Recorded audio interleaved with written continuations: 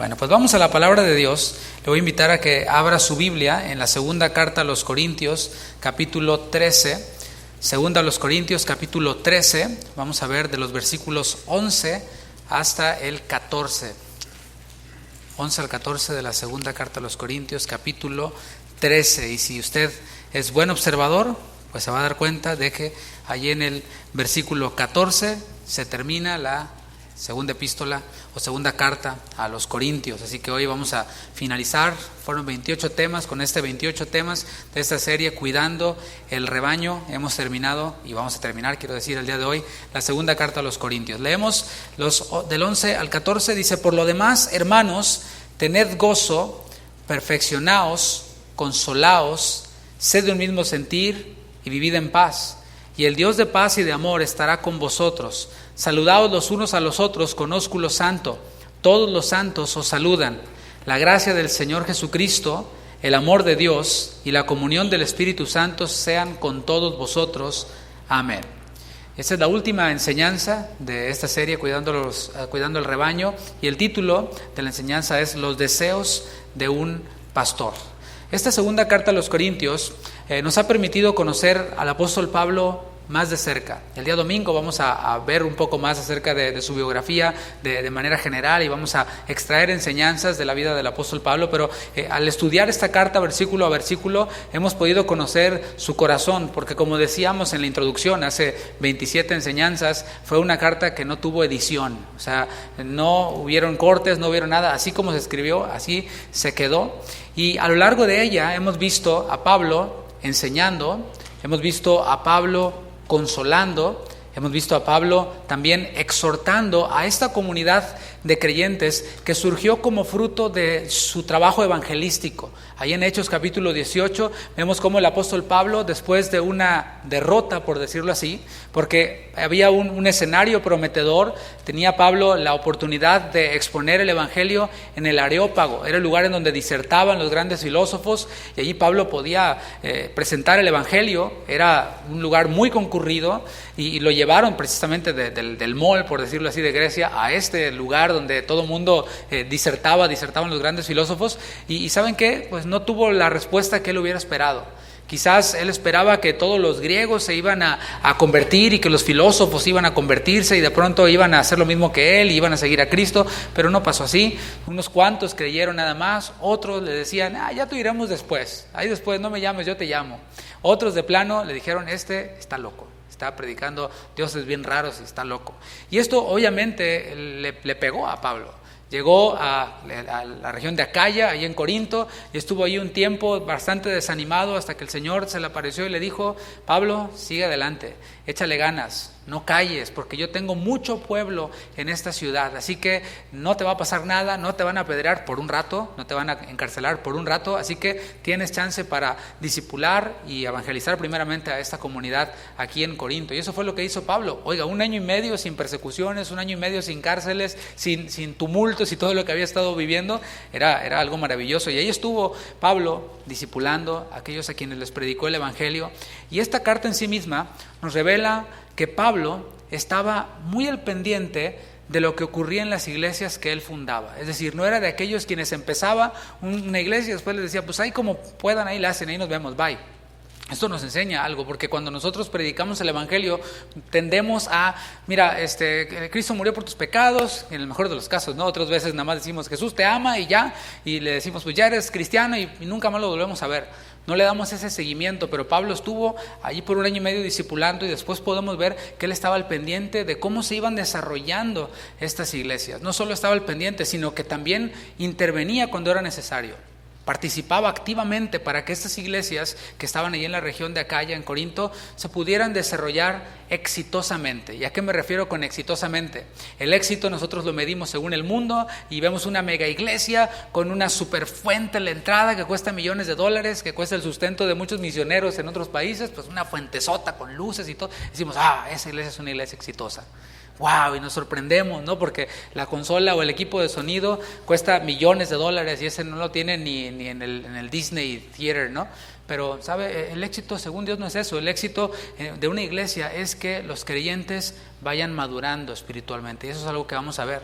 Los versículos que vamos a observar hoy están inmediatamente después de una reprensión. Tuvimos un break por la semana pasada, pero voy a hacer un breve repaso de lo que vimos, porque Pablo estaba haciendo una reprensión que traía consigo una última llamada, así se llamó la enseñanza anterior, una última llamada al arrepentimiento. Él estuvo hablando acerca de aplicar disciplina, la cual es para restauración. Cuando hablamos de disciplina o pensamos en disciplina, como hemos aprendido, no es el garrotazo, no es el varazo o el chanclazo o lo que sea, sino es más bien restauración. Y obviamente, pues lo que traiga consigo restaurar. Leer esta porción bíblica en su contexto nos va a ayudar a entender mejor cómo funciona la disciplina. Así funciona. Mucha atención, papás. Mucha atención, hijos también. Primero se enseña. No se puede disciplinar, no se puede corregir sobre algo que nos ha enseñado. Primero se enseña y se debe de enseñar bien, debe de estar clara toda la información que se comunicó. Como dije, no se puede corregir si antes no se ha enseñado, aunque parezca obvio el asunto. Y hay veces que nosotros asumimos que la otra persona lo entiende porque es obvio según nosotros, pero para la otra persona no. Entonces por eso debemos de enseñar, y una vez que se enseña es entonces cuando se corrige. Se le permite a la persona a la que se enseñó que vaya al terreno de la práctica y allí obviamente la va a regar. ¿Te acuerdas cuando aprendiste a andar en bicicleta? ¿A poco ya eras un maratonista, no? No es maratonista, bueno, un ciclista así profesional. Cuando ya empezaste, le quitaron las rueditas, ya ibas así increíble, ¿no?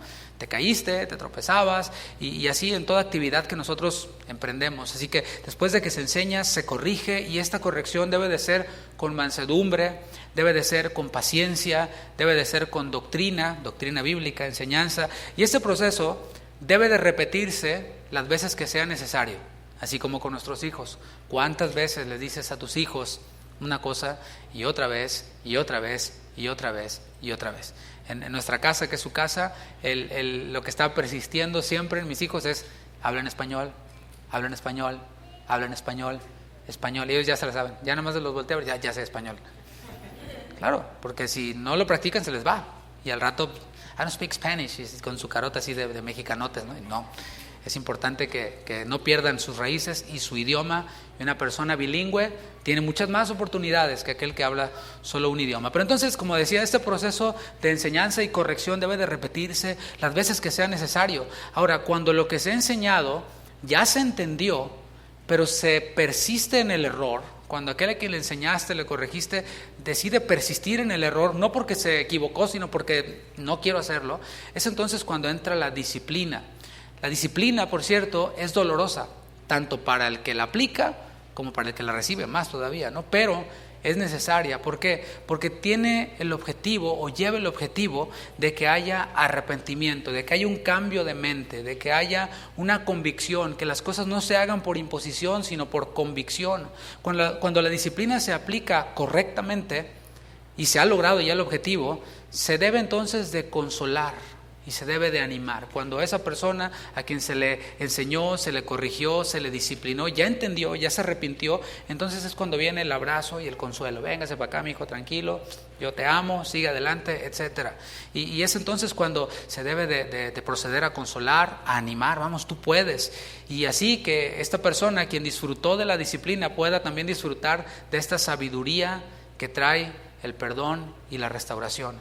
Y eso es lo que Pablo está haciendo en el final de esta carta.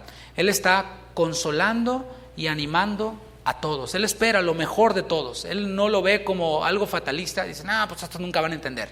Son unos cabezadura, nunca entenderán. No, él espera lo mejor de aquellos quienes no se habían arrepentido. Fíjate nada más de lascivia, inmundicia, fornicación, esas cosas que habló al final del capítulo 11, si no me equivoco.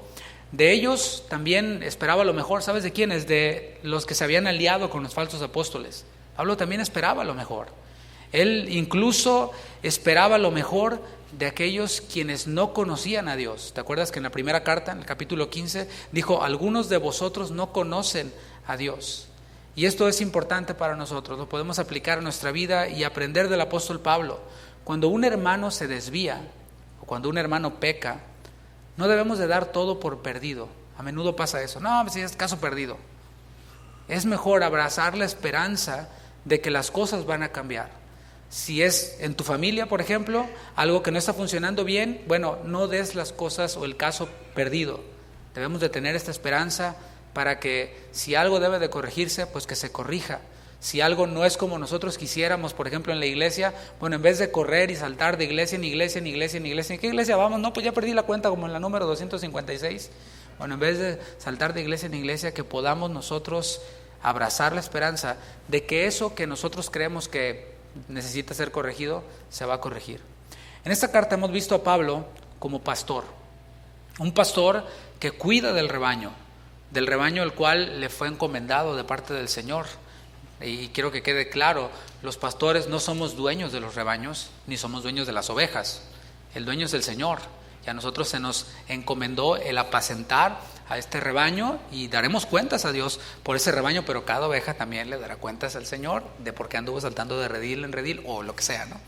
Hablar de ministerio pastoral en la iglesia es muy extenso. Hay libros enteros que hablan acerca del ministerio pastoral, pero ¿sabes cuál es el problema? Que generalmente lo leen los que aspiran al pastorado o los que ya están pastoreando, pero poco los leen las ovejas. Y creo que es muy importante que una oveja sepa de qué se trata el trabajo del pastor, para que no tenga falsas expectativas, para que no tenga pues una perspectiva equivocada. Hay principios que deben de ser claros tanto para el pastor como para el rebaño. No es saludable que en una iglesia local cada individuo, cada oveja, cada persona tenga su propia opinión acerca del ministerio, el ministerio pastoral. No es saludable para nada. En el cierre de esta segunda carta vamos a poder ver en Pablo lo que un pastor desea para el rebaño que le fue encomendado. Y honestamente, si los deseos de un pastor o de alguien quien dice ser pastor no coinciden con estos que Pablo cita aquí, esa persona debería de considerar seriamente si tiene un llamado o no al pastorado. Vamos a leer el versículo 11, ahora sí, 2 Corintios 13, 11.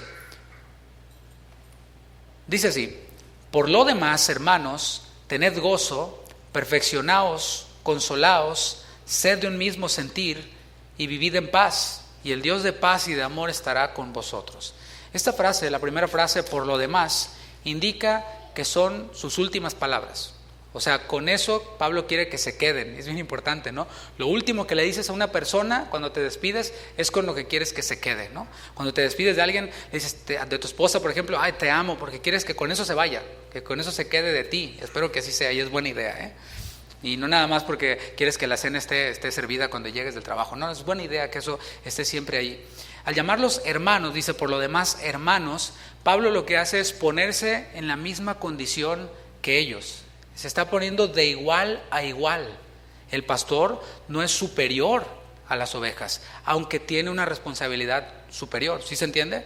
O sea, el pastor tiene bajo su responsabilidad a todas las personas delante de Dios, pero delante de Dios también somos iguales. Dice el pastor Álvaro Camarena, que usted ya lo conoció en el servicio online, predicó con nosotros. Él tiene este dicho que las ovejas, o los pastores quiero decir, somos también ovejas, pero ovejas con cencerro, la campana esa que vamos nada más haciendo ruido para que las demás ovejas nos sigan. Y tiene mucho sentido. Así que Pablo se pone, y nada más quien, Pablo se pone al mismo nivel. Somos hermanos, estamos en la misma condición. Todos quienes hemos sido salvos por gracia, por medio de la fe, somos hermanos. No hay hermanos VIP o algo así, somos hermanos. ¿Por qué? Porque Cristo derramó su sangre por nosotros y pagó el mismo precio, tanto por el pastor como por el que se acaba de convertir y se acaba de ser miembro de la iglesia. Nadie es superior en la iglesia. ¿Alguien diga amén? Nadie es superior. Todos quienes somos salvos somos hermanos y tenemos una deuda de honra y de amor los unos a los otros. El primer deseo de Pablo es que tengan gozo. Velo ahí en el texto. Que tengan gozo. La vida del cristiano, la vida cristiana, se caracteriza y debe caracterizarse por esto, por el gozo. ¿Y gozo por qué? Alegría, ¿por qué? Bueno, porque hemos sido impactados por el Evangelio. Este Evangelio que nos otorgó nada más y nada menos que vida eterna. De eso estamos hablando. Fíjate, ahora que viene la temporada navideña, y de hecho vamos a tener una enseñanza de esta porción bíblica. Cuando los ángeles se les aparecieron a los pastores, precisamente en Belén, los que estaban pastoreando los rebaños allá a las afueras de Belén, los ángeles les anunciaron buenas nuevas, es decir, les anunciaron el evangelio. Y estas buenas nuevas las asociaron ellos con gozo. Dice Lucas 2:10, pero el ángel les dijo, o sea, se les aparece el ángel a los pastores, una luz increíble, no como esta, una lucesota, y se quedaron así todos encandilados y asustados. Y el ángel les dice, no temáis, porque he aquí os doy nuevas de gran gozo. Fíjate cómo no dijo, os doy nuevas de gran amor, o os doy nuevas de gran pasión, no, os doy nuevas de gran gozo, que será para todo el pueblo, que os ha nacido hoy en la ciudad de David un Salvador, que es Cristo el Señor. El anuncio del Salvador, el anuncio del Mesías fue asociado con el gozo. Si tú has creído en tu corazón que Jesús nació y que resucitó de los muertos, tiene que haber gozo en tu vida. Ahora, esto suena muy bien hasta aquí pudiera terminar y ya se acaba y todo muy padre, gozo, aleluya. Pero ahora metámonos en los Corintios, en esta iglesia a la que Pablo le está escribiendo. Imagínate por un momento que esta es la iglesia en Corinto y que en medio de esta iglesia, es solamente una suposición, pues hay divisiones, contiendas unos con otros, fornicación, borracheras, descrédito a la autoridad. ¿No te sentirías desanimado? Yo la verdad sí, hasta no me darían ganas ni idea de asistir a la asamblea, a la reunión, en una iglesia así. Y esa es la realidad de muchas iglesias. Qué terrible llegar a una iglesia en donde pues ya no sabes contra quién se va a dar, ya no sabes quién, el hermanito no se habla con el de allá, y el de acá, ese no, y así. Y aquel ya lo vieron no sé dónde, bien borracho, lo vieron saliendo de no sé dónde, así. Imagínate, es terrible y eso desanima a muchos. Sin embargo, mis hermanos, Pablo les está diciendo, en una iglesia así como la que yo te acabo de describir, les está diciendo, tengan gozo. El deseo de Pablo era que aquellos quienes no estaban en pecado pudieran disfrutar del gozo del Señor. Y eso es difícil porque cuando un miembro del cuerpo se duele, todo el cuerpo se duele junto con ese miembro. Y el pecado trae dolor. Cuando un miembro peca, no solo se daña a sí mismo, sino que daña también al cuerpo. Pero no debemos de quedarnos ahí en, ¡ay, qué terrible! No, sino tener gozo, es lo que la palabra nos manda. El deseo de Pablo era que aquellos quienes estaban en pecado se arrepintieran. ¿Para qué? Para que pudieran disfrutar del gozo del Señor. Incluso cuando pasamos por una circunstancia difícil, yo te invito a que hagas esto. Estás pasando por una situación difícil, la que sea, empieza a meditar en la salvación. Cuando venga a tu mente desánimo y que estoy deprimido y ansioso y ataque de quién sabe qué, ya ves que ahora le ponen tantos nombres a las cosas, ¿no? Empieces a meditar en la salvación. Cuando hacemos esto, empezamos a animarnos. Entonces podemos tener gozo y debemos de tener gozo al meditar en la salvación. Después de decirles tened gozo, Pablo les dice perfeccionaos. Y esto no tiene que ver con autoayuda, con voy a hacer una mejor versión de mí mismo el próximo año, ahora sí voy a bajar de peso, su gordito se les acabó y todo eso. No. Esto no quiere decir ser perfecto, o sea, sin defectos. Vemos ahí perfeccionados, vamos a ver qué es lo que significa. No significa no cometer errores, no significa incluso no volver a pecar, porque a menudo hacemos compromisos que no podemos cumplir. ¿Te ha pasado? Que de pronto ofendes a tu papá o a tu mamá, los jóvenes, y le dices, perdóname papá, no va a volver a ocurrir. No hagas falsas promesas, porque lo que estás diciendo es nunca más voy a volver a equivocarme. Y los papás no asumamos, sí, no va a volver a ocurrir. No. ¿Qué es lo que hace el Señor con nosotros? Nos dice, hijitos, estas cosas os escribo para que no pequéis. Mas si alguno hubiere pecado, abogado tenemos para con el Padre. Ahí está, el Señor es realista, ¿no? O sea, vas a pecar, hijo, yo sé que vas a pecar, pero cuando peques, tienes abogado para conmigo. Y Jesucristo, Él es tu abogado. Y si tú te arrepientes, Él intercede por ti y yo te perdono. ¿Cuántas veces? Pues si humanamente nos dice hasta 70 veces 7, o sea, échale cuentas, ahí hay provisión para rato, ¿no? Hasta que digamos, ya perdí la cuenta, pero te sigo perdonando si tú te sigues arrepintiendo. Yo sé que eso choca con nuestra razón, pero es lo que nos enseña la palabra. Así que estamos viendo de que esta palabra perfeccionados no quiere decir no cometer errores. Es la palabra griega catartizo, una palabra que a lo mejor ya la has escuchado antes. La palabra catartizo significa hacer algo apropiado. Y esto los que trabajan en la construcción pues son expertos en eso, ¿no? Llegan a lugares todos horribles, todos destrozados, y ellos ya ven ese lugar pintadito, todo el sheetrock nuevo, hasta huele así a nuevo todo, ¿no? Lo restauran por completo. Bueno, eso es hacer algo apropiado, hacer algo completo. Se traduce también como restaurar, se traduce también como ordenar, y señala también el camino del progreso o el camino de la madurez. Pero me encantó esa palabra ordenar, que va conectada por supuesto con esta palabra catartizo, perfeccionarse. El deseo de Pablo es que los hermanos maduren espiritualmente, y esto lo asociamos inmediatamente con conocimiento bíblico. Esa persona es bien madura. ¿Por qué? Porque se sabe como 200,000 versículos por minuto. Pero hermanos, si yo le pongo la Biblia hablada, pues me va a dar toda la Biblia completita. O sea, pero no se trata únicamente del conocimiento intelectual, sino se trata de una madurez integral. La madurez espiritual, la verdadera, no es solamente la intelectual, sino la madurez espiritual se refleja, se ve en todos los aspectos de nuestra vida. Dice la palabra que todo nuestro ser, espíritu, alma y cuerpo glorifiquen a nuestro Padre que está en los cielos. Esa es una vida madura. Y me pongo bien práctico. Estoy hablando de madurez espiritual igual a una familia en orden. ¿Qué tal?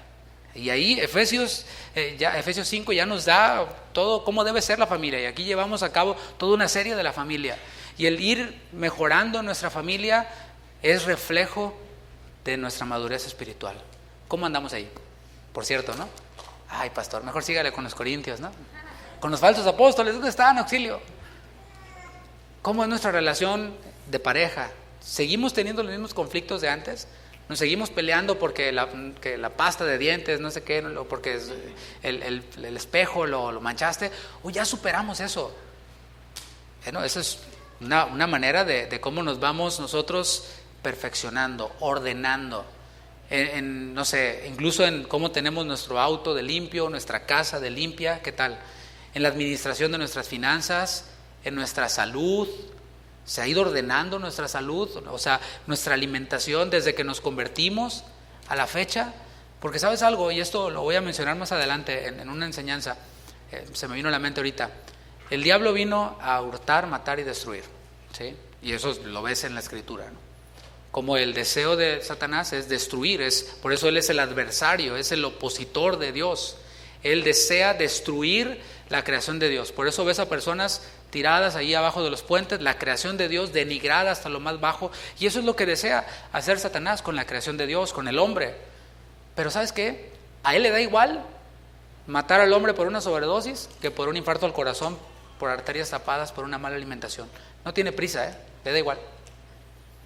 Pero ¿cómo anda nuestra vida en esto, no? En madurez espiritual igual a orden en mi familia, orden en mis finanzas, orden en mi salud, en la manera en la que me alimento. Todo tiene que irse ordenando en nuestro caminar con Cristo. Dice 1 de Pedro 1:15, palabra de Dios para todos. Más bien, sean santos, ¿qué dice? En todo lo que hacen. Porque a veces somos bien santos en el culto, ¿no? Aquí, aleluya, gloria a Dios, ante Dios, hasta ni tocamos el suelo, ¿no? Y nos preguntan, ¿cómo estás, hermano? Bendecido, prosperado, en victoria, armado y peligroso. Asusta.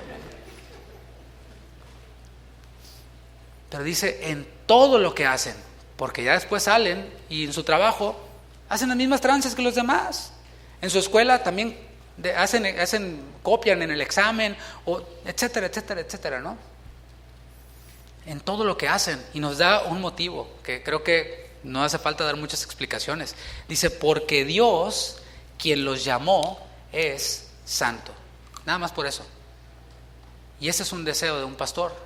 Un pastor desea perfeccionar, es decir, llevar a la madurez, es decir, al orden, al rebaño. Pero también desea un pastor que el rebaño se deje perfeccionar. Porque te fijas, hay una gran diferencia ahí. Yo puedo querer llevarlo a la madurez y otra cosa es que usted quiera ir. No, pastor, yo nomás vengo aquí a sentarme. No tiene que meterse con mi vida. Me gusta oírlo predicar, pero todo bien, ¿no? ¿Quién era? Herodes, ¿no? El que veía a Juan el Bautista y le dice, no, predicas bien padre, Juan. Pero cuando Juan ya se metió, oye, no te es lícito tener a la mujer de tu hermano, y ya se puso ruda la cosa, ¿no? Pero hermanos, no venimos nada más a escuchar una conferencia, porque créanme, hay mejores conferencistas que yo. Hay quienes dicen, no, quiero ir a una iglesia de sana doctrina, nomás por oír un predicador, pero tu vida sigue igual. Pues te hubieras quedado ya en la de donde ataban y desataban y declaraban y todo eso, ¿no? Y le sacaban el dinero y pactaban. Pues si tu vida va a seguir igual, ¿cuál es el asunto, no? Entonces decía que un pastor desea perfeccionar, es decir, llevar a la madurez y al orden al rebaño, pero también desea que el rebaño se deje perfeccionar. Yo te pregunto, ¿te dejas perfeccionar? No me contestes. El siguiente deseo de Pablo en el versículo 11 es que sean consolados. Y esta es la palabra parakaleo. Esta palabra parakaleo o consolación significa llamar al lado. Y ese es uno de los títulos que se le da al Espíritu Santo, el Paracletos, el Consolador. ¿Lo has leído? Pablo desea que unos a otros se consuelen. Y esta parte es maravillosa. El pastor no es el que consuela a todos. El pastor es incapaz de alcanzarlos a todos al mismo tiempo, porque no es omnipresente. ¿Cuántos dicen amén? Porque también tiene 24 horas en el día nada más. Pero el deseo de un pastor es que unos a otros, como resultado de la palabra y de su madurez espiritual, se puedan consolar, se puedan animar. Ve unas páginas atrás en el capítulo 1 de esta segunda carta, segunda a los Corintios 1, versículo 3.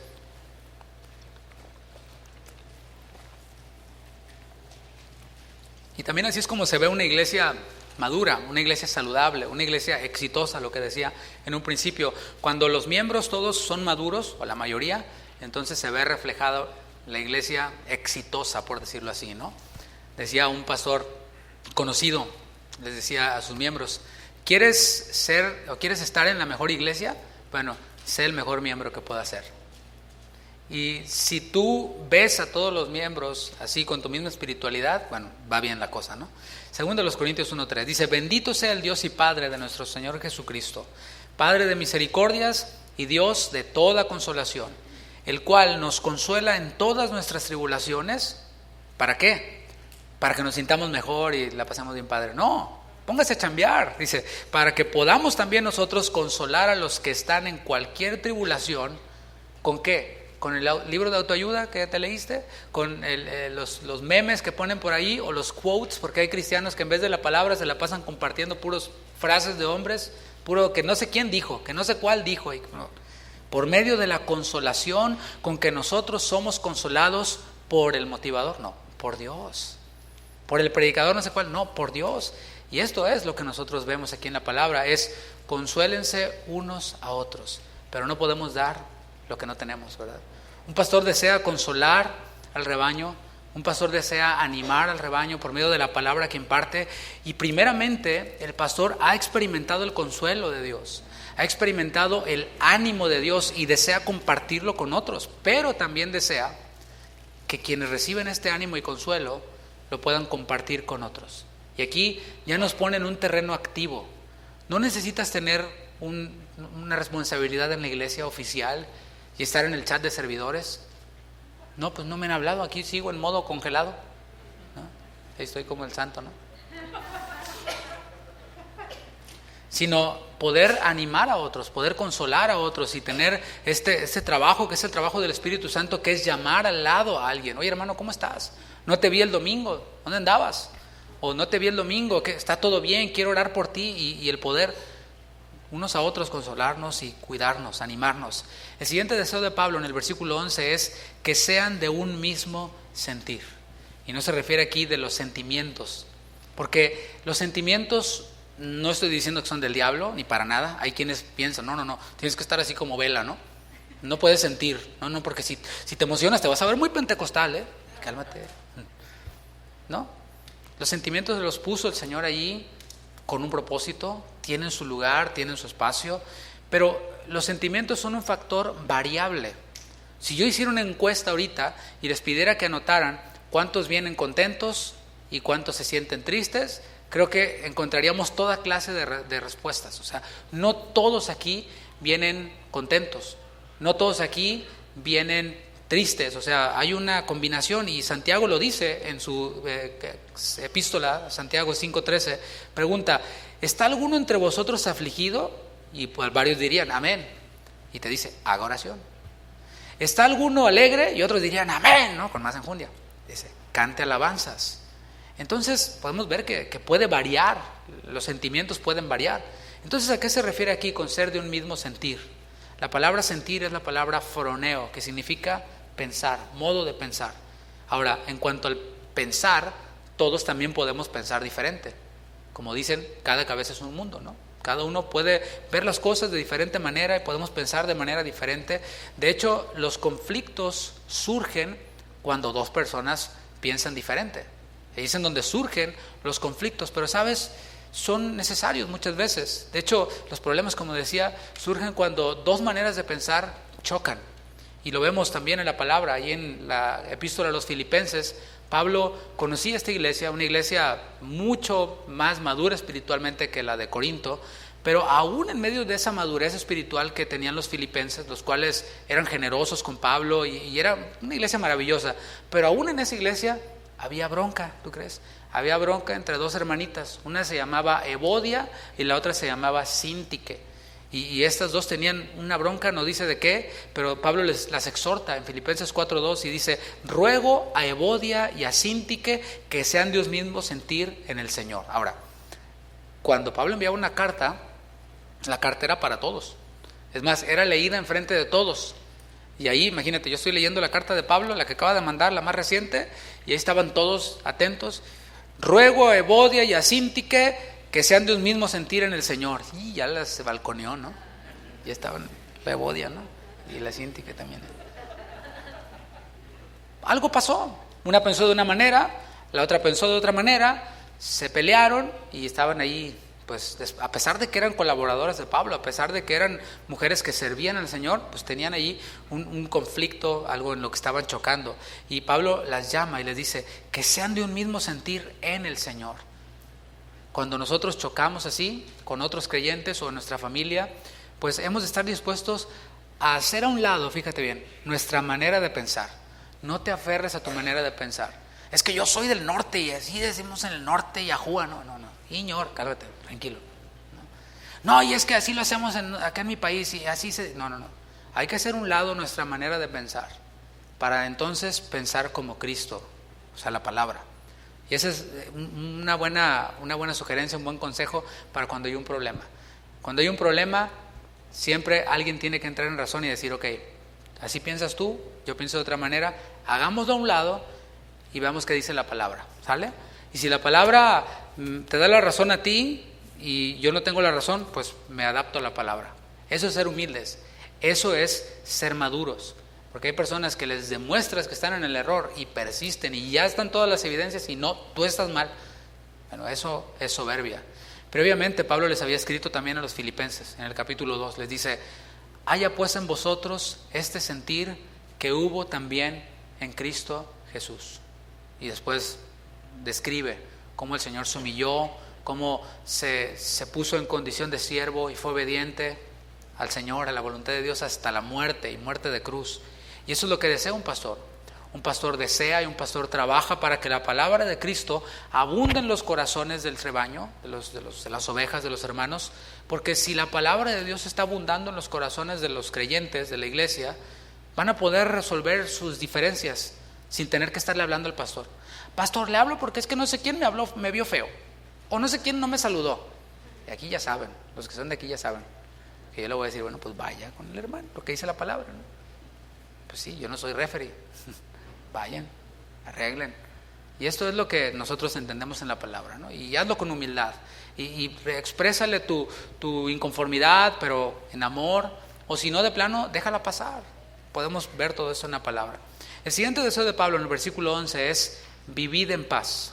Y obviamente, este es el resultado de la práctica continua de los deseos o mandamientos que les está dando anteriormente o que les ha dado anteriormente. Vivir en paz no debe de entenderse como sacarle la vuelta a los problemas o huir de las personas para no tener conflictos. No, pues yo mejor nomás voy, entro y salgo rápido para no tener problemas con nadie. Mira, si no me meto con nadie, nadie se mete conmigo y todo en paz. No. Eso es tan absurdo como decir, no voy a comer para no enfermarme. ¿Qué pasa si haces eso? ¿A poco hacemos eso? No, para no enfermarme, no me vaya a dar tifoidea, o no, mejor no como. Ándale, a ver qué pasa. Es lo mismo. El Señor contempla una iglesia unida y esta no es la solución. Hay que acercarnos a las personas y cuando llegue a haber un conflicto, como hemos visto, resolverlo con humildad, resolverlo con la palabra. Esta paz entre los creyentes que les estaba mandando Pablo es una paz que está garantizada. O sea, no es a lo mejor, tal vez sí, no, ya está garantizada. El Señor Jesucristo ganó esta paz por nosotros. A los creyentes nos manda más bien a cuidarla, a cuidar la paz que Él ya produjo, a cuidar la paz que Él ya ganó. Dice Efesios 4:3, solícitos en guardar la unidad del Espíritu en el vínculo de la paz. No dice solícitos en generar la paz, no, ya está la paz ganada. ¿A qué se nos manda a nosotros? A cuidarla, a preservarla. Un cuerpo y un espíritu, como fuisteis también llamados en una esperanza de vuestra vocación. Un pastor desea que el rebaño no solo viva en paz, sino que cuide la paz. Esa paz que el Señor obtuvo por nosotros. Pues como dice su palabra, Él mató las enemistades y anunció las buenas nuevas de paz. Este versículo termina con una maravillosa promesa. Dice el versículo 11 al final, dice, y el Dios de paz y de amor estará con vosotros. Se trata de la promesa de la compañía de Dios. Y esta promesa, en esta promesa describe a Dios con dos títulos, le da dos títulos. Uno es el Dios de paz. Y aunque hay personas quienes parece como que se deleitan en presentar a un Dios airado, a un Dios justo, soberano, que se complace en mandar a los impíos al infierno y así Él recibe gloria porque ya los predestinó desde antes de la fundación del mundo al infierno y que se quemen. Así, hay quienes predican así, alguno que otro lleva a decir amén, ¿no? Hay quienes se deleitan en presentar a un Dios así, pero ¿cómo está presentando Pablo aquí a Dios? Como el Dios de paz. A ver, respira. Gloria a Dios, que tenemos un Dios de paz, ¿verdad? Sí, es un Dios justo, pero es el Dios de paz. Él mismo, el mismo Dios de paz, dio a su Hijo para que fuera posible hacer las paces con el hombre. Este hombre, raza humana, nosotros, tú y yo, quienes nos habíamos constituido como sus enemigos. Romanos 5:1 dice, justificados pues por la fe, tenemos paz para con Dios, por medio de nuestro Señor Jesucristo. Quita al Señor Jesucristo de la ecuación y no hay ni justificación ni paz. Pero ya el Señor envió a Jesucristo. El Señor es Dios de paz. Y cuando el Señor Jesucristo fue anunciado como admirable, consejero, Dios fuerte, Padre eterno, príncipe de paz. Pablo no desea que los corintios tengan esto solamente como una doctrina. Oh, sí, la doctrina de la justificación trae paz y ya. 2 más 2 son 4 y ya. No. Lo que desea Pablo es que esto sea una experiencia personal. Jesús dijo, mi paz os dejo, mi paz os doy, en Juan 14:27. Que Dios haya dado a su Hijo para hacer las paces con el hombre pecador, manifiesta el otro atributo con el que Pablo describe a Dios. Dice, y el Dios de paz, el Dios de amor. El apóstol Juan, otro de los apóstoles, afirmó de la siguiente forma, o describió a Dios de esta forma. Dijo, Dios es amor, en 1 de Juan 4:8. Y no se trata de un amor como el que nosotros conocemos, que en realidad ese no es amor, ¿no? Es otra cosa. Amor es Dios, es lo que dice.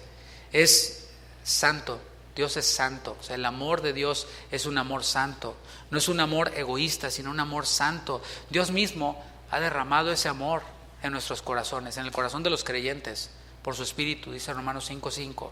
Y ahora nosotros podemos experimentar el vivir, caminar, movernos en la esfera del amor de Dios. Esa esfera en donde Él nos ama y nosotros le amamos a Él. Y le amamos porque Él nos amó primero. O sea, ¿te fijas cómo todo tiene que ver con el amor? Y Pablo ha hablado ampliamente de amor. También en la primera carta, todo un capítulo acerca del amor. Y es lo que desea un pastor. Un pastor desea que el rebaño disfrute de la compañía de Dios, del Dios de paz, del Dios de amor en su día a día. No solo cuando hay reunión. Yo sé que anhelamos venir a la reunión, ¿verdad? Anhelamos conectarnos en los discipulados, conectarnos el miércoles, anhelamos eso, pero aunque tenemos una agenda ocupadita en la semana, ¿Sabes? Lo ideal es que nosotros estemos conectados ya con el Señor. Estamos en una vida ya de constante conexión con el Señor, como es agua que fluye por las tuberías, así en conexión y en esta compañía del Dios de paz y de amor. Versículo 12, ya de aquí en adelante nos vamos a ir un poquito más rápido para que no se asuste, porque dice, ay, todavía nos falta, apenas va un versículo, no, espérame. Dice el versículo 12, saludaos unos a otros con ósculo santo. Bueno, este versículo parece simple, ¿no? Ya dense un beso y vámonos, ¿no? Parece simple, pero tiene mucho contenido, sobre todo si lo interpretamos desde su contexto y lo aplicamos a nuestro contexto cultural. Él les da instrucción para que se saluden unos a otros. Y las cartas apostólicas, como dije, se leían en voz alta a la asamblea de todos los creyentes. Era como el premiere que va a aparecer en YouTube, un video de la última predicación, o cuando se anuncia un libro que va a salir, o se anuncia una serie de Netflix, tal fecha sale, o una película, ahí estás ya haciendo fila, ¿no? Esperando ya con las palomitas y todo, bueno, algo así. Llegó la nueva carta que Pablo envió y ahí estaba, tal vez Tito fue quien leyó esta carta a toda la asamblea. Así que cuando la lectura ya iba a concluir, se esperaba que los corintios iban a obedecer este mandato. Salúdense, dice Pablo, que se saluden unos a otros con ósculo santo. ¿Amén? ¿Sí? Bueno, un poquito amén, ¿no? Pero también va para nosotros. Pero incluye también a si hubiera en Corinto una Evodia y una Síntique. Quienes estuvieran peleados también ahí, el que era del partido de Pablo, el que era del partido de Apolos, el que era del partido de Cefas, los que creían en los falsos apóstoles, todos los que estaban oyendo al final se tendrían que saludar unos a otros. Y esta no es la única ocasión en la que Pablo manda a los creyentes a que se saluden unos a otros. Lo hizo también en la primera carta, en primera a los Corintios, también lo hizo. Salúdense unos a otros. Lo hizo también con la iglesia en Roma, a los romanos, en Romanos 16, les dijo también, salúdense unos a otros. Les dijo también a la iglesia en Tesalónica, en primera de Tesalonicenses 5:26, les dijo, salúdense unos a otros. Así que de estos textos, que parecen simples, podemos ver cuál es la expectativa del Señor en las reuniones de las iglesias de los santos. Porque, ¿sabes? Yo puedo poner mis reglas aquí. No corran los niños, no peguen los chicles abajo. O sea, yo puedo poner mis reglas como pastor y con los líderes y hasta establecer unos estatutos, pero ¿para qué si la palabra es muy clara? El Señor inspira a los autores bíblicos y dice, por ejemplo, dice, para que sepas cómo debes conducirte en la casa de Dios, que es columna y baluarte de la verdad. O sea, hay una manera de conducirte en la casa de Dios, así como hay una manera de conducirte en la escuela. Hoy fui a la escuela de uno de mis hijos y cuando yo entré sin mi mascarilla, así, todo así, y me dicen, póngase su mascarilla, señor. Y yo, me la puse, ¿no? No me iba a poner ahí como que, a ver, yo no sabe quién soy yo, y no, me la puse y ya. Porque si no entro, ¿qué tal? Ahí me tenían con el botoncito ese, si no entras y no se pone la mascarilla. Hay una manera de conducirse en la escuela, hay una manera de conducirse en la corte, hay una manera de conducirse incluso cuando vas en el freeway. ¿Verdad que no vas por el otro carril? O bueno, espero que no, si no, no te lo recomiendo, ¿verdad? Hay una manera de conducirse también en la casa de Dios y en la palabra podemos ver estas expectativas. Cuando yo digo, hermanos, saludémonos, interesémonos, no seamos de los que nomás entran y cuando suena la campana salen corriendo, no crean que es rollo mío. Créanme, yo también ya me quiero ir a dormir. Yo también quiero irme a cenar, yo también, todos aquí, pero vemos la instrucción en la palabra, que pongamos atención cuando lo dice más de una vez. Una vez en la primera carta, otra vez en la segunda carta, otra vez a los romanos, otra vez a los tesalonicenses. O sea que como que esa tendencia ya estaba. Ya se querían ir todos a los chilaquiles griegos o no sé qué había en ese tiempo, ¿no? Así que podemos ver la expectativa del Señor en las reuniones de los santos. Yo te pregunto, ¿acaso esto ha cambiado? O sea, estamos leyendo la palabra inspirada por Dios. Este mandamiento nos alcanza a todos nosotros. La pregunta es, ¿lo estamos cumpliendo? Y si no, empezaremos a poner de nuestra parte a cumplirlo. Ay, es que me cuesta, bueno, pues ahí está lo que dice la palabra. No dice si te cuesta, no es opcional, les manda y nos dice, salúdense. La reunión no es un show, no es un espectáculo, no es el cine para satisfacer a un público que ya después de que vio el show aplaude y se va. Eso no es la reunión. A lo mejor en otros lados lo presentan así, pero yo no lo encuentro en la Biblia. Veo yo más bien una asamblea en donde hay un cuerpo de creyentes que se conocen unos a otros. Es un tiempo de comunión con Dios, es un tiempo de comunión los unos con los otros, en donde al principio y al final nos detenemos a preguntar, ¿cómo estás? Y no solo como formalismo, ¿cómo estás? Bien, por los siglos de los siglos, amén. Sino ese verdadero ¿cómo estás? De que me interesa cómo estás, de que me interesa saber por qué es por lo que estás pasando, si necesitas consolación, si necesitas ánimo, qué sé yo. No se trata esto de cumplirlo solo como una imposición, y eso es a lo que quiero llevarle. No se trata de, ok, lo tengo que cumplir porque pues ya dijo el pastor y ya dice que en la Biblia, ok, está bien, nos quedamos, No se trata de cumplirlo así, sino como el resultado de contar con la compañía del Dios de paz, con el Dios de amor, de estar llenos de gozo y de estar siendo perfeccionados por el Señor. Esto es convicción, nuevamente. Se trata no de imposiciones, sino de convicciones. Pablo describe cómo esperaba que se diera este saludo. Dice, saludaos unos a otros con ósculo santo. Ahora, el ósculo es un beso. Salúdense con un beso santo. No se asuste, mi hermano Barbón del norte de México, tranquilo. No nos vamos a saludar de beso, ¿no? Ahora, en Argentina, en otros países se saludan de beso. Esto es cuestión cultural, ¿sí? Así que va a estar con nosotros próximamente el pastor de Banfield en Argentina y bromeamos a menudo con eso, ¿no? Y podría contar varias anécdotas, pero no hay tiempo para eso. El punto es de que les manda a que se saluden con un ósculo santo, y no se trata de la forma, sino de la actitud. Se trata, puede ser un apretón de mano, puede ser un abrazo, pero se trata de la actitud, sea como sea la forma, sea con un beso, con un abrazo, con un apretón de mano. Pablo especifica que ha de ser con pureza, ha de ser con santidad, es decir, separación de lo que es inmundo.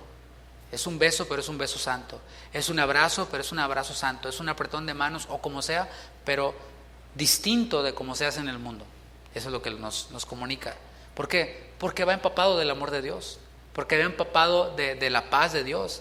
Y lo que este versículo nos muestra es el deseo de Pablo porque haya comunión santa entre los hermanos.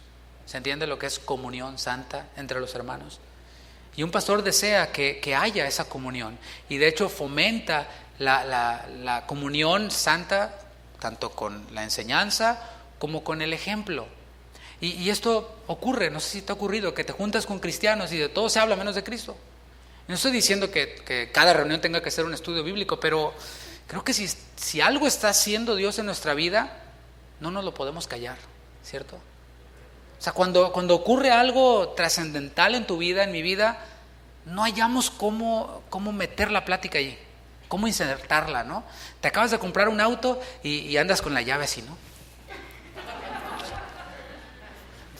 ¿Por qué? Porque quieres que todo el mundo se entere. Algo pasó en tu vida. O sea, traías uno del 95 y ahora traes el 2021. ¿No? Quieres que todos lo vean.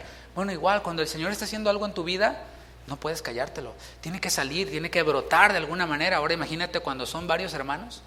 Algunos en las reuniones de los miércoles, en los servicios de los miércoles, me han dicho, oye, ¿se extendió la plática con el pastor? Le digo, sí. Y le tuve que cortar porque si no nos seguimos toda la noche. ¿Por qué? Porque nos gozamos de testificar cómo el Señor nos alcanzó, lo que el Señor está haciendo en nuestra vida, lo que ha hecho, lo que esperamos que haga, y se nos van las horas platicando y platicando. Ahora que estuvimos allá con los pastores la semana pasada, algunos se quedaron hasta las 4 o 5 de la mañana platicando. Yo decía, no, ahí me alcanzan, ¿no? Y nos vemos. ¿Por qué? Porque hay tanto de qué hablar y es maravilloso poder tener esta comunión santa. Y eso es lo que desea un pastor. Segunda a los Corintios 13, vamos al versículo 13, dice, todos los santos os saludan. Pablo cumple aquí con entregar los saludos que les envían los creyentes de otras iglesias. Es similar a lo que yo hice cuando inicié esta enseñanza. Les mandan saludos los hermanos. Cuando viene otro pastor de otra congregación, dice, ¿no? Les mandan saludos los hermanos. Y cada miércoles, por cierto, quienes no sabían, tenemos servicio online los miércoles, principalmente es para los de casa. Otros son bendecidos también. Ahí oramos, adoramos a Dios. Pero últimamente, desde hace ya varios meses, pastores de otras iglesias de casa de oración están compartiendo la palabra. Uno de los objetivos de esa enseñanza traída por un pastor de otra casa de oración o un hermano de otra casa de oración es que podamos ver esto que hacía Pablo. Les saludan los hermanos de otras iglesias. O sea, aquí el principio que les está dando Pablo es, ustedes no son los únicos. Les dijo en la primera carta, ¿Acaso ha salido de vosotros la palabra de Dios? Nada más. ¿O solo a vosotros ha llegado? No, la palabra de Dios ha llegado por todos lados. Por todos lados, hay cristianos en todos lados. Ahora, cuando nosotros discernimos el cuerpo de Cristo, no hay espacio para el sectarismo. ¿Sí se entiende lo que es sectarismo? O sea, no pienses en, testigos de Jehová, mormones. Bueno, espérate. Nosotros mismos podemos ser sectarios. Lo hicieron los discípulos cuando vinieron con Jesús y le dijeron: Señor, por allá andan unos que andan echando fuera demonios en tu nombre y no andan con nosotros. O sea, no vienen a nuestra iglesia. No son de nuestra denominación. ¿Y a qué horas el Señor inventó las denominaciones, por cierto? Yo no lo encuentro por aquí en ningún lado en la Biblia, ¿no? No estoy diciendo que sean malas, pero lo que es malo es: solo mi denominación tiene la verdad. Solo mi postura teológica es la verdadera fe neotestamentaria. Por ahí anda uno diciendo eso. Solo mi postura teológica es la verdad. Y solo mi postura teológica glorifica a Dios. Los otros no glorifican a Dios. Este no glorifica a Dios. El otro, nomás yo. ¡Uy, cuidado! Y su postura teológica empezó en 1600. O sea que de 1600 para atrás nadie glorificó a Dios. Todos estaban sin conocer la verdad. Eso es ser sectario. Y cuando nosotros discernimos el cuerpo de Cristo, nos dejamos de esas cosas. Y piénsalo, cuando Pablo habló de la cena del Señor, dijo: todo el que come o bebe indignamente la cena del Señor sin discernir el cuerpo de Cristo, juicio come y bebe para sí. Por lo cual, dice, muchos están debilitados y otros duermen. Así que librémonos del sectarismo. Por esto es importante. Parece que no tiene nada. Los hermanos los saludan así, bésense todos. No, espérate. El Señor nos está hablando aquí, nos está diciendo: el Señor no es exclusivo de una denominación. El Señor no es exclusivo de una postura teológica. Es bueno que conozcamos a los hermanos, y es lo que estamos haciendo cada miércoles, a los hermanos de nuestro mismo movimiento. No nos lo acabamos. Hay muchos hermanos, los demás también son parte del cuerpo de Cristo, pero primero los de casa, ¿no?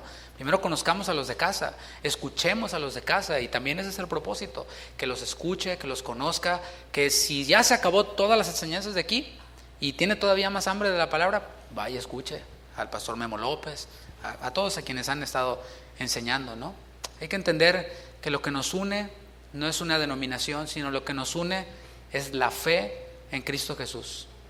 Hay otros creyentes que quizás se visten diferente a nosotros, o se ven diferente a nosotros. De pronto las mujeres no se maquillan o no usan pantalón, son diferentes a nosotros. Bueno, pero sabes, también si han creído en Cristo son nuestros hermanos. Hay otros creyentes que sus cultos son distintos a los nuestros. Su liturgia o la manera en la que llevan la reunión es muy distinta a la nuestra, pero son nuestros hermanos. Hay otros quienes quizás practican cosas que quizás nosotros pues no estamos de acuerdo con ellas, pero si han creído en Cristo como su Salvador, son nuestros hermanos, aunque no digan amén. Si han creído en Cristo, aunque no se vistan igual que yo, es mi hermano. Si ha creído en Cristo, aunque piense distinto a mí, lleve su culto distinto a nosotros, aunque quizás haga cosas que yo no haría, pues son nuestros hermanos. Me ha tocado ir a iglesias donde sacan el shofar y le dicen: órale, ¿no? ¿Qué tiene? O sea, yo no lo haría, la verdad. O sea, pero si lo hacen en otras iglesias y están alabando a Dios, gloria a Dios, está bien.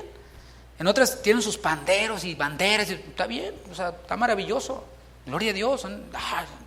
No, eso no es bíblico, y empiezan con cosas. Eso es causar división.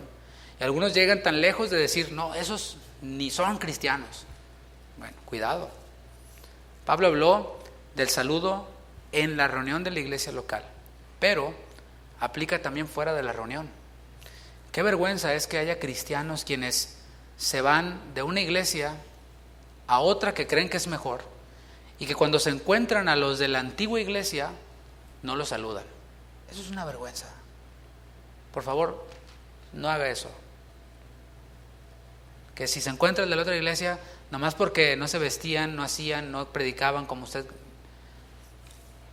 Me he topado con personas así. Se los encuentran en el Walmart o no sé dónde, y le voltea la cara o no lo saluda, o lo deja con la mano extendida. Por favor. Leí una frase que dice: negar el saludo a otros creyentes es no discernir el cuerpo de Cristo.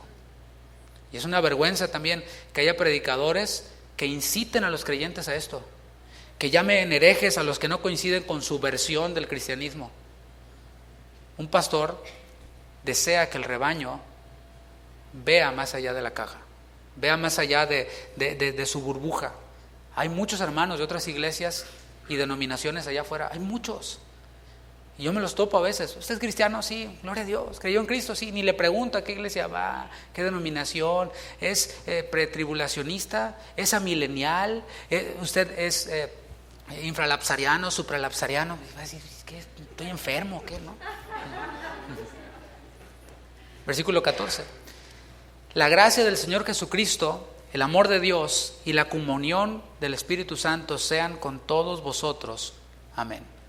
Y en este último versículo de la carta, ya ahora sí el cierre, podemos ver de forma resumida los deseos de un pastor. Un pastor desea bendición para el rebaño.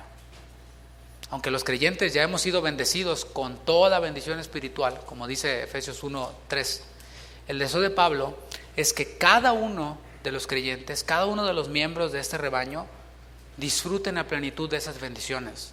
Porque podemos ser ricos y no saberlo, ¿cierto? Hay tantas anécdotas, ¿no? de personas que de pronto eran herederas de riquezas, pero no sabían y murieron de hambre, murieron en la miseria porque no sabían que tenían tales promesas, ¿no? Habría muchas anécdotas para ilustrar esto, pero yo creo que ya está la idea, ¿no? Y eso somos los creyentes. En un sentido, virtualmente tenemos toda bendición espiritual. You name it, la que está en la Escritura es nuestra. El tema es de que a veces, pues nomás no apelamos a ellas, o sea, no las conocemos primeramente y le andamos pidiendo al Señor otro tipo de cosas, otro tipo de bendiciones que no son espirituales. Pero el deseo de un pastor, el deseo de Pablo aquí es que los creyentes disfruten a plenitud de cada una de las promesas, de cada una de las bendiciones que el Señor nos deja en su palabra. Y a este versículo se le conoce como bendición trinitaria. ¿Por qué? Porque están presentes las tres personas divinas. Comienza por Dios Hijo, y eso que estoy hablando aquí es doctrina esencial. Aquí sí no hay espacio para la negociación. No es que era modo Padre, luego modo Hijo y luego modo Espíritu Santo. ¿A poco? Eso es lo que enseñan algunos, y que se denominan cristianos y que sus cultos se parecen muchos a los nuestros, se parecen bastante a los nuestros. Pero yo le diría, entonces, cuando Jesús se bautizó, está ahí el Hijo, ¿sí?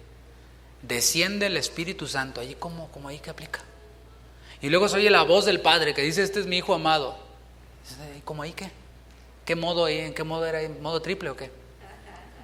Y aquí podemos ver a Pablo, y en otras salutaciones también trinitarias, en donde él menciona a cada una de las personas de la Trinidad, de la divinidad, Dios en tres personas, un solo Dios en tres personas, no tres dioses, un solo Dios en tres personas.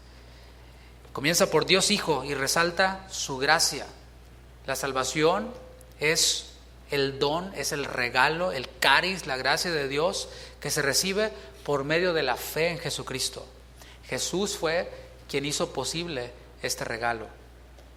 También en las Escrituras vemos la gracia, una es la gracia salvadora, pero también está la gracia que nos capacita en situaciones concretas. En situaciones, por ejemplo, como el ministerio o en dificultades, en persecuciones, el Señor nos da de su gracia. Y podemos decir así como Pablo, he hecho todo esto, pero dices tú, ¿cómo le hice? No, yo no, la gracia de Dios en mí. El Señor Jesucristo es nuestro modelo en quien hacemos bien en poner nuestros ojos durante nuestra peregrinación por esta tierra. Juan decía, porque de su plenitud tomamos todos, y gracia sobre gracia, gracia sobre gracia, gracia salvadora, gracia capacitadora. Y podemos ver aquí cómo el Hijo, Dios Hijo Jesucristo, se manifiesta a nosotros a través de la gracia. Pablo desea también para el rebaño que puedan disfrutar del amor de Dios. Otra vez, ¿te fijas? Dice primeramente la gracia del Señor Jesucristo, y luego dice el amor de Dios.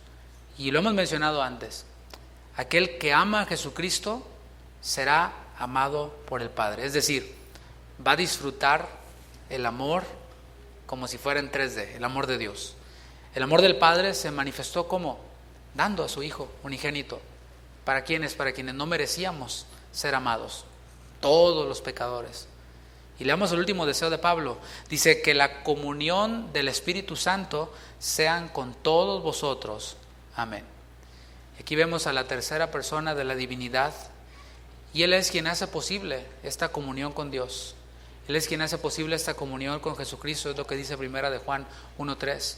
Dice que nuestra comunión es con el Padre y con el Hijo, pero es a través del Espíritu Santo, porque Él es quien nos convence de pecado, de justicia y de juicio.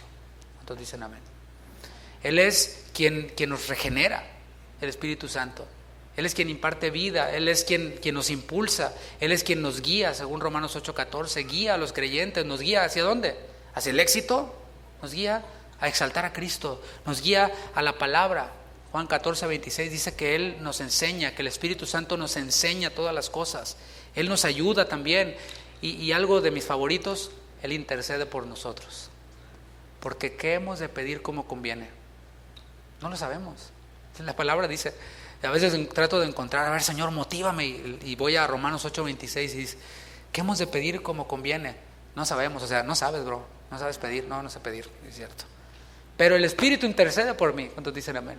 Con gemidos indecibles, y cuando yo estoy diciendo, Señor, quiero ese BMW, el Espíritu Santo dice delante del Padre, no lo oigas, Señor, está loco. Muy apenas puede pagar el que tiene, ¿no?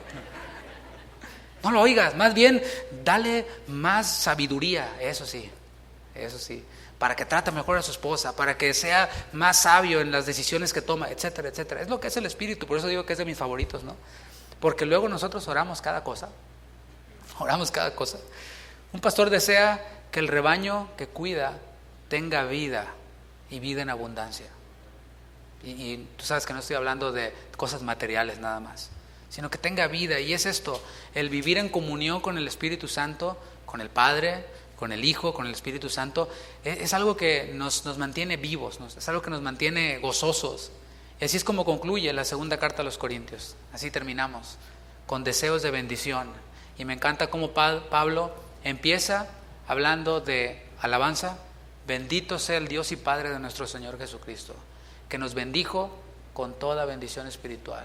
Y habla acerca de que Él nos consuela para que podamos consolar a otros. Y así comienza con bendición, deseos de bendición, y termina también con deseos de bendición. Así que si tú eres hijo de Dios, perteneces al rebaño de Cristo, el cual, como has oído muchas veces de nosotros, se manifiesta en pequeños rebaños diseminados por todo el mundo. Es un gran rebaño que se va diseminando en pequeños rebaños por todo el mundo. Y en estos rebaños, ¿qué crees? Hay pastores los cuales tenemos estos deseos, estos mismos deseos de juntos llegar a la estatura de la plenitud de Cristo, junto con el rebaño. Para allá voy. ¿Cuál es su meta, pastor? ¿Cuál es su sueño? Bueno, mi meta, mi sueño, mi propósito, mi objetivo en la vida no es pegar en la radio para ganar mi primer millón, como decía el corito aquel, ¿no? Sino es precisamente eso, llegar a la estatura de la plenitud de Cristo, pero no quiero irme solo. Hay un rebaño que va siguiendo al pastor hacia allá quiero ir. Uy, pues qué visión tan corta. Sorry, pues hay otros rebaños quizás en donde busquen otras cosas, pero aquí queremos llegar a la plenitud de Cristo, a la estatura de la plenitud de Cristo. Misión imposible, pero tampoco debemos de desistir de ella. También en esos rebaños hemos visto, y en esta carta vimos, cómo se meten lobos, o tratan de meterse lobos. Bueno, ¿cuál es nuestra tarea? Nuestra tarea es identificarlos y ahuyentarlos. Y ahuyentar y animar también a las ovejas para que no se les acerquen. Y eso es lo que hace un pastor. Hace más de 10 años, o alrededor de 10 años, el pastor Chuy Olivares empezó a advertir acerca de los falsos maestros, acerca de los falsos profetas, y otros más en el cuerpo de Cristo empezaron a hacer esas denuncias, y creo que hubo un buen resultado, pero mis hermanos, no debemos de bajar la guardia. Se siguen levantando falsos maestros, se siguen levantando falsos profetas, se siguen levantando y metiendo a los rebaños, quizás de manera virtual, en las redes sociales, lobos. que tratan de dividir al rebaño, que tratan de dispersar a las ovejas, tratan de poner en choque unas con otras por cosas secundarias. Bueno, la tarea de un pastor no es decir, bueno, pues ahí que le echen ganas. Bueno, de cada quien, como decía el pastor Chuy hace años, ¿no? Cada quien su religión. Sino es advertir y decir, cuidado, no todo lo que brilla es oro. Ya sabes discernir algunos, pero hay otros que, acuérdate que el mismo Satanás se viste como ángel de luz. ¿Para qué? Para engañar. ¿Y cuál es el objetivo de un verdadero ministro? Es, como hemos visto, llevar a los creyentes a la estatura de la plenitud de Cristo. ¿Cuál es el objetivo de un lobo rapaz? Atraerlos hacia sí. Vénganse. O atraerlos hacia lo que él cree que es la verdad. Primero los enreda, los endulza, les toca la flautita, se los lleva, y después les dice, ahora sí, mis hermanos, esta es la verdad. Este es el sistema teológico que glorifica a Dios. Así que vénganse para acá. Es lo que hace. Bueno, ¿cuál es la labor del pastor?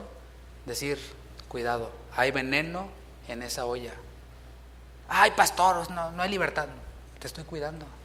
Eso es todo. Es lo que hacemos. Finalmente, le invito a que se ponga de pie.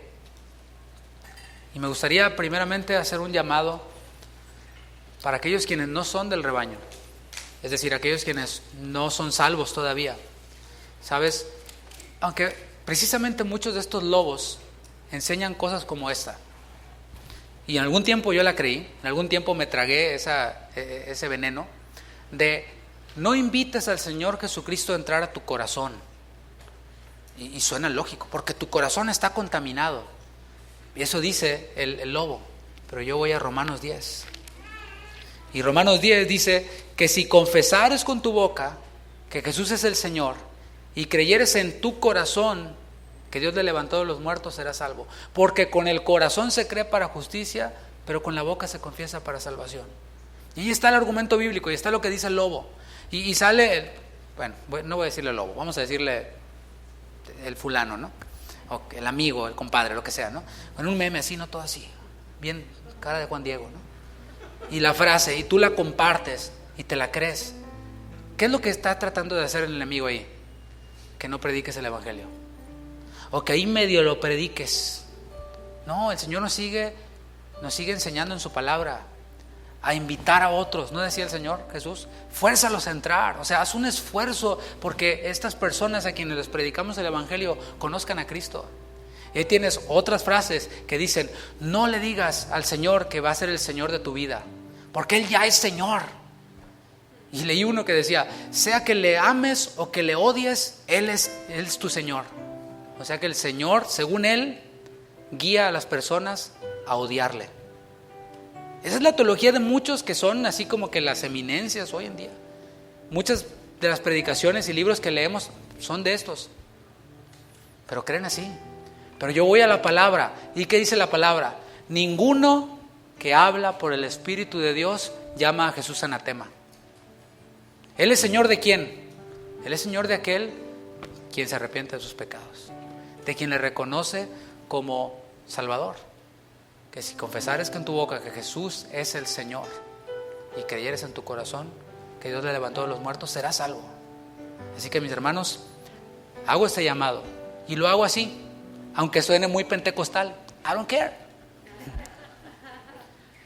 Pero prefiero sonar bíblico. Llámeme pentecostal, arminiano, pelagiano, como quiera. Pero yo voy a seguir haciendo este llamado, como lo hace la palabra, que es: arrepiéntete de tus pecados si no lo has hecho. Confiesa a Cristo como tu Salvador. Él va a entrar a tu corazón y va a ser Señor de tu corazón, de tu alma, de tu mente, de todo tu ser. Amén. Así que te invito a que inclines tu rostro. Quiero orar. Y si tú no has creído en Él, el Señor sigue haciendo este llamado. Él no vino a condenar al mundo, sino para que el mundo sea salvo por Él. Y Señor, yo en esta noche te pido, Padre, por aquellos quienes están en su corazón siendo convencidos, siendo empujados, y se están dando cuenta de que quizás no te habían conocido, de que no eran de tu rebaño. Señor, sabemos que la obra solo tú la puedes hacer. No la hago yo con mi llamado, tampoco la hace en oración, Pero sí, Señor, tú sigues diciendo que es necesario que el hombre confiese, en griego, homologueo, que haga una confesión con su boca. ¿De qué? De que es pecador. Y eso coincide con lo que dice tu palabra, que todos pecamos y estamos destituidos de tu gloria. Pero también, Señor, que el hombre confiese que tú eres el Señor. Padre, sigue obrando. Y si tú eres esa persona, simplemente ora ahí en tu lugar y dile: Señor, perdona mis pecados. Señor, límpiame de mi maldad. Yo sé que tú lo puedes hacer. Yo sé que tú eres poderoso para salvar. Yo sé que tú eres misericordioso para perdonar. Hazme una nueva criatura y sé el Señor de mi vida y gobierna mi corazón y todo mi ser. Yo creo que tú te levantaste de los muertos para perdón de pecados. Y si tú le has dicho esto al Señor, eres hijo de Dios. Si tú lo hiciste creyendo en tu corazón, eres hijo de Dios. Es lo que dice su palabra. Y eres del rebaño del Señor y eres cuidado por el Señor y Él te guía por sendas de justicia.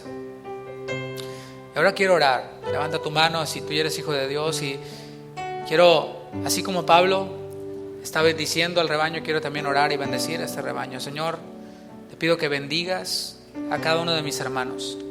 Tú mismo nos has llamado: bendecid y no maldigáis. Así que yo y cada uno de los que estamos aquí podemos bendecir a otros, podemos hablar bien de otros. Y te pido, Señor, que bendigas, y también bendigo a este rebaño que está aquí, a este rebaño que me tocó cuidar, a cada uno de los que voluntariamente, oyendo a tu voz y tu guía, están bajo este liderazgo, están en este redil. Señor, bendíceles, bendice sus familias, bendice sus hogares, bendice sus trabajos. Y así, en este mismo espíritu, me gustaría que, si gustas pasar acá al frente, hay espacio aquí al frente, y voy a pedirle a los líderes si pueden pasar acá al frente, y nos gustaría orar por usted. Y así, lo más rápido que pueda, pasar acá al frente. Queremos orar por usted.